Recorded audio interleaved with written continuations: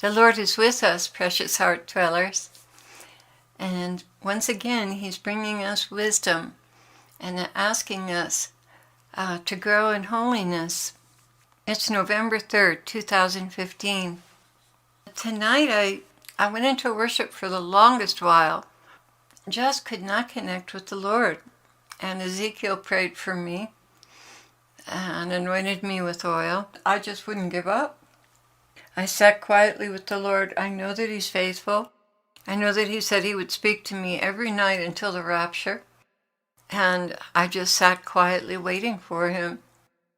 And it was really neat what happened exactly. He came kind of from the right. I saw Him in the spirit. He came from the right and He kissed my forehead and He said, "I want to talk to you."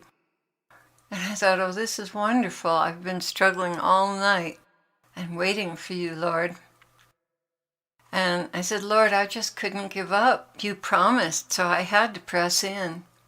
He answered me, I did promise, but also I love you. It's not just about duty, you know. Oh, Jesus, is any of this my fault? No, Claire, you are getting opposition, a wall of opposition.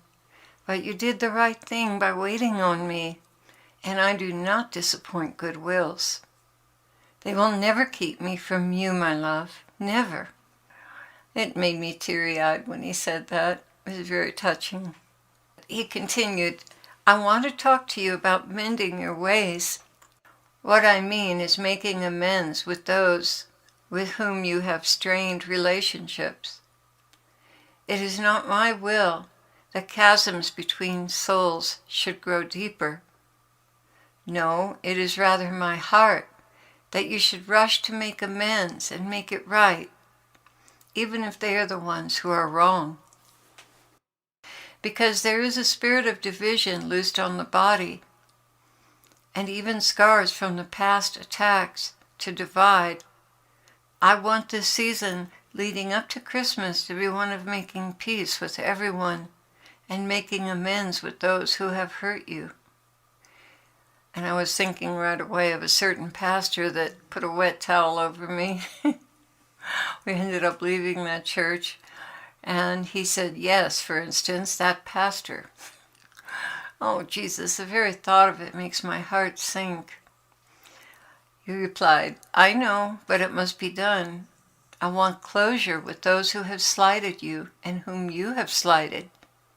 I want healing between factions and divisions. I want nothing hanging over your heads and holding you back. I wondered at that point, gosh, what does he mean holding us back? Is the rapture going to happen? And I checked in the Bible promises and I didn't get an affirmation on that one. Anyway, I asked him, how do things from the past hold us back? I saw in the spirit an anchor in the deep, dark ocean where it was obviously holding back the ship above water. He replied, imagine an anchor to the deep. The ship wants to move forward without hindrance, but something deep down, unseen, is slowing the forward motion. Those are hindrances from unhealed wounds and unresolved relationships.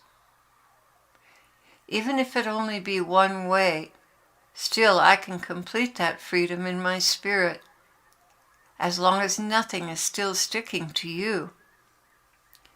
Many have several anchors to deep, dark issues that hold them back from forward motion.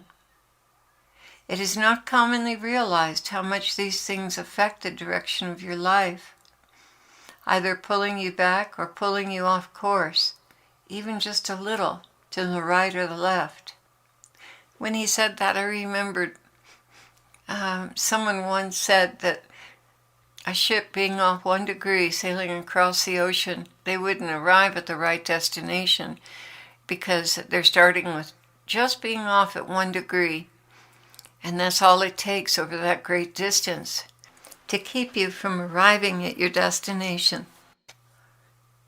This is a time of forward motion for my bride, and I want her to be free from hindrances, free to minister, free to seek me without questioning yourselves about guilt or hidden condemnations, without fuel for the fires of condemnation. Making sure that relationships have been squared away, or at least an attempt to bring about reconciliation, is very important to this process. You see, when one issue is still lurking in your life, it drags and provides fuel for the enemy to throw up accusations, be they true or false. But when you have done everything in your power to make amends, I close off that avenue that could become a constant underlying source of condemnation that will weaken your resolve as you go to pray for people. Yes, Lord, I've often heard something thrown up in my face telling me I wasn't qualified to pray because of such and such, or that you did this or you did that, so God's not going to hear your prayer. He continued, "That is why I'm asking you, my bride, to seek peace. Simple little gestures, a card, a word of reconciliation, a thank you, perhaps a gift. These are the things that melt the hearts and pave the way for healing and wholeness in your heart.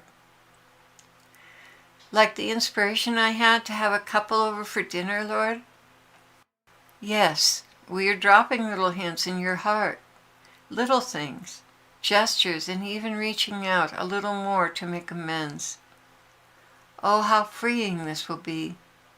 The enemy has used these seemingly insignificant things, torn or fractured relationships, to cause a darkness in your hearts, either from wounds received or rejection, or from your own bad attitude. I'm not asking a lot of you here, my bride. I'm asking for forgiveness, coupled with charity and action, to bring about a healing of old wounds. It will be an exercise in humility for you all, but then humility is much needed. You can never be too humble.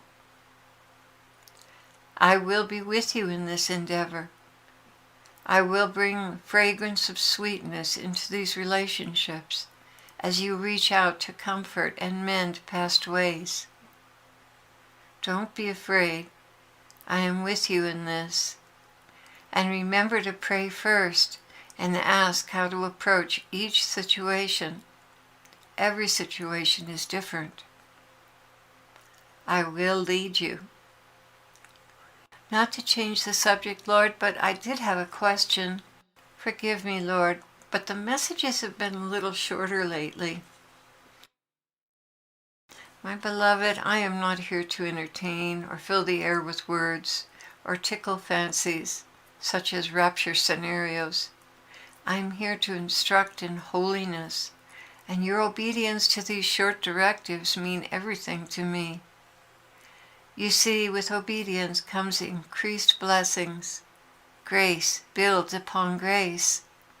You are all growing in the beauty of holiness. Treasure these words and act on them. They are specific and timely for you all. I bless you now with a firm resolve and humility to go and make peace with those who've injured you in the past or who you have injured.